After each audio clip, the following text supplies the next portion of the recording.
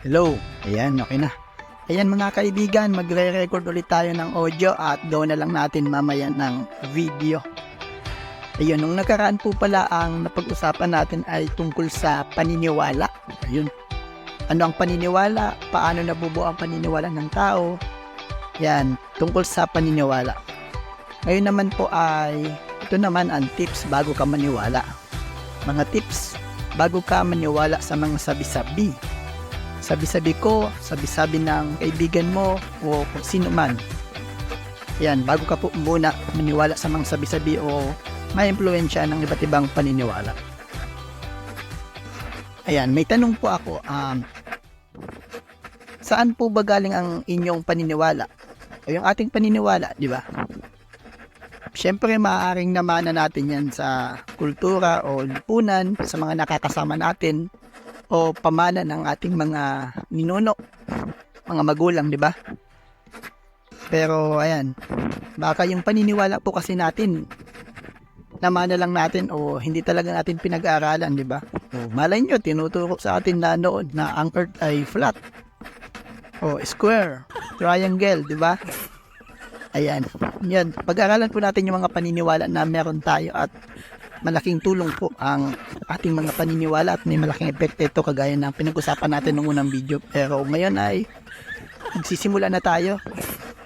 Wala naman wala naman kabuluhan nitong mga naiisip kong mga ideyang paniniwala. Pero ayan, simulan na tayo. Huwag na tayo paligoy-ligoy.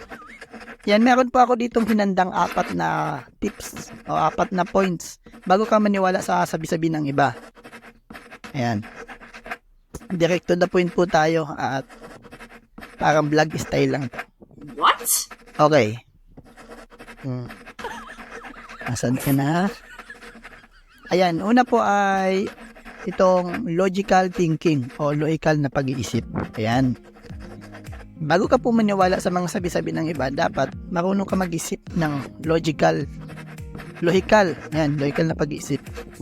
Dapat alam mo kung paano mag-isip ng logical o logical thinking. Yan. Sa madaling paliwanag, ito yung pag-iisip ng critical. Yan. Para malutas ang problema base sa mga ebidensya. Yan. O sa madaling kwento, ito yung tamang paraan ng pag-iisip. Logic. Alam niyo naman yan. Basta hindi ito based on emotion. Based on logic. Yon, search na lang po at unang tip po yan, pag-aralan po ninyo yung logical thinking. Ay, hindi po to ganun ka simple o kadali. Ginagamitan din po to ng pag-iisip, yung critical na pag-iisip. Hindi lang po nakabase sa emotion. Yan, kahit ako nalilito yung paliwanag to eh. Sige, pangalawa na po tayo. Yan, bago ka maniwala sa mga sabi-sabi ng iba, o sabi-sabi ko, sabi-sabi ng mga kakilala mo, ninunog mo, ayan, kailangan mong maghanap o mag-research, kumbaga, research. Ayan. Ngayon, sa panahon ngayon, meron ng internet at marami tayong matatanungan. Ating mga kakilala, kaibigan, mga magulang. Diba? Ang daming source, kaya kailangan po natin mag-research. Yan. Sa madaling paliwanag, ito yung pagsasaliksik mo ng mga impormasyon. Ayan. Ang gawin nyo po dito, ipunin nyo lahat ng impormasyon na makukuha ninyo. At pag-aralan nyo ito mabuti, saliksikin, i-examine nyo ito. Yan, bago po tayo magbigay ng mga opinion sa mga kasagutan, yan, ang mahalaga, nag-research tayo. Basta yun na yun. Research. Yan, pangatlo naman ay itong fallacy. Maling, o sa Tagalog, maling pangangatwiran. Yan. Kailangan din po natin itong alamin bago tayo maniwala sa sabi-sabi ng iba kasi hindi may iwasan sa ating pagsasaliksik o sa pag-ating research. May mga magkaibang paniniwala tungkol dyan. Gaya ng halimbawa natin nung una, flat ba ang earth o bilog? Diba? Square o triangle, diba? Yung iba, bilog. Yung iba, flat. Diba? May argumento yan. Hindi ko alam kung natapos yan. Pero ako naniniwala ko bilog yun eh. Yan, may iba't iba pong paniniwala dyan. Ngayon, kailangan natin malaman ang iba't ibang uri ng fallacy o maling pangangatwiran. Marami po ito pero 3 lang yung kinuha ko. Alam ko na, kukuha nyo naman ito. Okay, bigay tayo ng tatlong halimbawa ng fallacy o maling pangangatwiran. Okay, una dito sa lista natin ay ad hominem fallacy. Ayan, ito'y kilala na fallacy o maling pangangatwiran, ang ad hominem fallacy. Nani? Ayan, ito yung pag-atake mo sa tao imbis na maayos yung yung arguments, 'di ba? Imbis na mag-focus tayo dun sa argumento para maayos o mabigyan ng solusyon, ang inaatake natin yung tao mismo, hindi yung argument. O, 'di ba? Ayun, sa madaling kwento, yun po yun.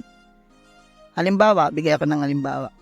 Halimbawa, ang pinag-uusapan natin ay tungkol sa sigarilyo, na masama ang paninigarilyo. Ayan, isinadjust ko yun, sabi ko, masama ang paninigarilyo. Tapos yung kalaban ko naman, ang sabi niya, hindi totoo yan, ikaw nga naninigarilyo. Paano mo nasabing masama yan? O, di ba? Imbis na yung sigarilyo yung pag-usapan natin, ako yung inaatake niya, hindi yung arguments, di ba? Ayun, yun ay ad hominem fallacy. Next na po tayo, alam ko nagets nyo naman yun. Ito naman ay bandwagon fallacy. Yan. Ito naman ay nakabase kung saan mas marami ang naniniwala. Yan. Kung saan mas marami, andun ka na maniniwala. Maling pangangatiran po to. Yan, mali ito kasi hindi porket sinasabi ng marami, tama ito, di ba? Ngayon naman, pangatlo, itong appeal to authority. Ito naman ay dahil sa sinasabi ng kilalang tao o may otoridad, ay ibig sabihin, tama na ito. Yan, kahit hindi naman ito eksperto sa larangan na iyon. Ayun. Ito yung, alam niyo na rin to eh. Maling pangangatiran din po to kasi hindi porket kilala, o tama na yung sinasabi. Halimbawa, artista, hindi naman siya eksperto doon sa larangan na iyon na pinapaliwanag. Mali pong pangangatwiran yun na tama yung sinasabi niya porket kilala siya. Hindi naman siya eksperto doon.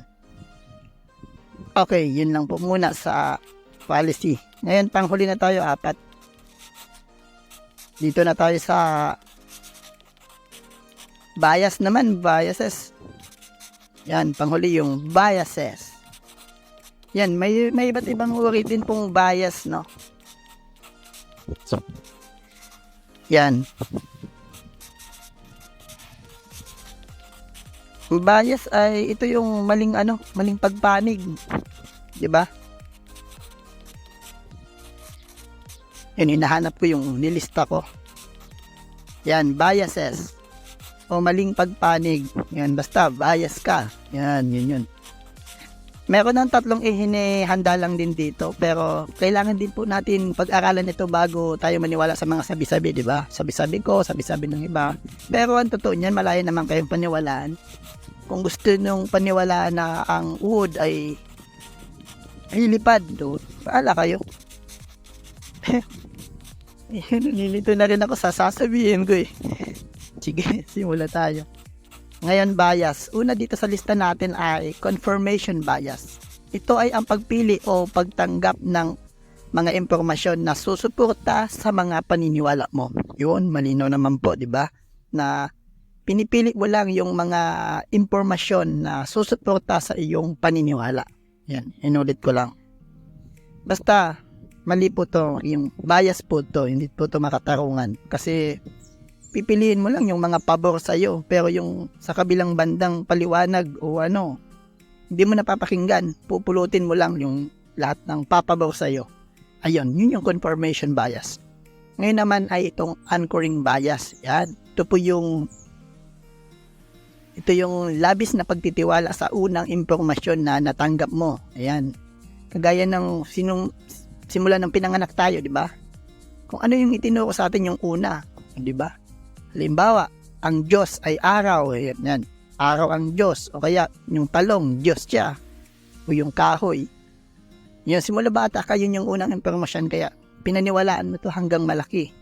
Hanggang paglaki mo, pinaniwalaan mo yun. Yan, yun yung labis na pagtitiwala sa unang impormasyon. Hindi mo na inaral yung side ng kabila kung ano ba talaga, ito ba talaga yun, di ba? Ito yung nakabase ka o nakaangkla, sabi nga anchoring bias, nakaangkla yung paniniwala mo sa unang impormasyon, kaya paglalaban mo to hanggang patayan, di ba? Yan kagaya sa mga religions na yon, iba't ibang paniniwala, di ba? Ngayon, sunod naman ay pangatlo itong halo effect bias. Ito ay pagpapahalaga sa isang tao o bagay batay sa isang positibong katangian o karanasan at pag-aakala na ang iba pang mga aspeto ay magiging maganda rin. Ayun. Medyo hawig to sa fallacy ng huli natin yung authority. Yan yung appeal to authority. Ito na mga halo effects, siya? Nagpapahalaga sa isang tao o bagay sa isang positibong katangian o karanasan at pag-aakala na ang iba pang mga aspeto ay magiging maganda rin. Yun ulit lang. Halimbawa, gwapo o maganda. Yun, iisipin natin mabait yan kasi gwapo o maganda. O, di ba? Napaka-bias naman nun. O, halimbawa, gwapo siya, maganda o mabait. O, iisipin na rin natin na maaasahan yan, masipag yan, matulungin. Yan, mapagbigay, maalalahanin, di ba? Binasihan lang natin yung katangian niya, yung niya, itsura, di ba? Yan po yung halo effect bias. Yan, dito na lang po muna tayo magtatapos at kahit ako nalilito rin kung natapos nyo to, napagtyagaan nyo. Di wow. Kahit ako lito eh. Ayan, dito na tayo nagtatapos at nako, umabot na pala to ng 11 minutes Yan, salamat po sa pakikinig at panonood. Yan, kahit wala ka naman makapulot dito. Tsinagaan mo pa Yan, salamat po. Kita ulit tayo next video. Salamat.